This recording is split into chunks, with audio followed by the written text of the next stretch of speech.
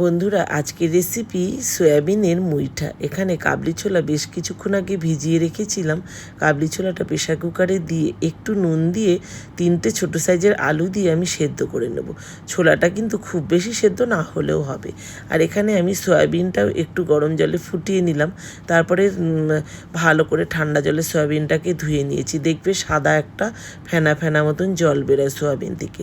যতক্ষণ ওই জলটা বেরোবে ততক্ষণ ধুয়ে নেবে, তাহলে দেখবে সয়াবিনটা খেতে বেশ ভালো হয়। জলটাকে ভালো করে নিংড়িয়ে নিয়ে এইভাবে মিক্সিং জারে দিয়ে সয়াবিনটাকে কিন্তু গুঁড়িয়ে নিলাম। এদিকে কাবলি ছোলাটাকেও আমি এবার গুঁড়িয়ে নেব। ওই যে বললাম, খুব বেশি সেদ্ধ না করলেও হবে। আর এই ছোলাটা এরমভাবে দেওয়াতে এর স্বাদ যেন আরও দ্বিগুণ হয়ে গেছে। তারপরে এখানে ক্যাপসিকাম আর পেঁয়াজ আমি একটু নেড়ে নেব, একদম কাঁচা দেব না, তার জন্য একটা মশলা বানিয়ে নিচ্ছি। এখানে সর্ষের তেল দিয়ে সয়াবিন আর পেঁয়াজটাকে দিয়ে একটুখানি স্বাদ মতো নুন হলুদ দিয়ে দিলাম, আদা রসুনের পেস্টও দিয়ে দিলাম, ধনে জিরে গুঁড়ো, আর এখানে বেশ কিছুটা টমেটো সস দিয়ে একটু নেড়ে নিলাম।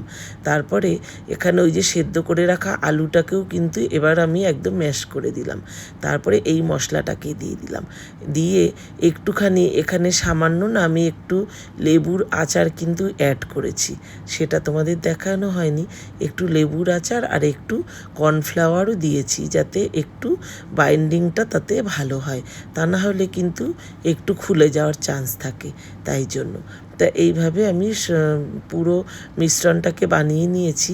তারপরে এখানে হাতে একটুখানি তেল লাগিয়ে এইভাবে মুইঠার আকারে আমি করে নিয়েছি। সবটা হয়ে গেছে। এখানে দেখো, এবার আমি ভেজে নেব। আর ভাজার সময় সঙ্গে সঙ্গে উল্টাতে যাবে না, একটু কিছুক্ষণ ওয়েট করে তারপরে কিন্তু উল্টাবে। এদিকে ভাজাটা সম্পূর্ণ আমার হয়ে গেছে। তারপরে এখানে আবারও সর্ষের তেল দিয়ে কুচনো পেঁয়াজ দিয়ে দিলাম, আর এখানে লঙ্কার গুঁড়ো আর হলুদ গুঁড়োটা এই তেলের মধ্যেই দিয়ে দিলাম। কাশ্মীরি লঙ্কার গুঁড়ো দিয়েছি, ঝাল লঙ্কার গুঁড়ো দিয়েছি একটু রঙটা ভালো হওয়ার জন্য। আদা রসুনের পেস্ট দিয়ে দিলাম। তারপরে একটু নাড়াচাড়া করে এখানে মশলা, রেগুলার যে মশলাটা আমাদের ধনে জিরে সবটা দিয়ে টমেটো দিয়ে ভালো করে পেস্ট করে নিয়েছি। আদা রসুন বাটাটা তো দিয়েই দিলাম আগে। তারপরে এই মশলাটাকে দিয়েই একদম ভালো করে কষিয়ে পরিমাণ মতন জল দিয়ে দিলাম। জলটা একটু বেশি দিয়েছি, সয়াবিন যেহেতু জলটাকে টেনে নেয়, ওদিকে ডালের মানে কাবলি ছোলার গুঁড়োটাও আছে, তার জন্য একটু জলটাকে বুঝে দিতে হবে।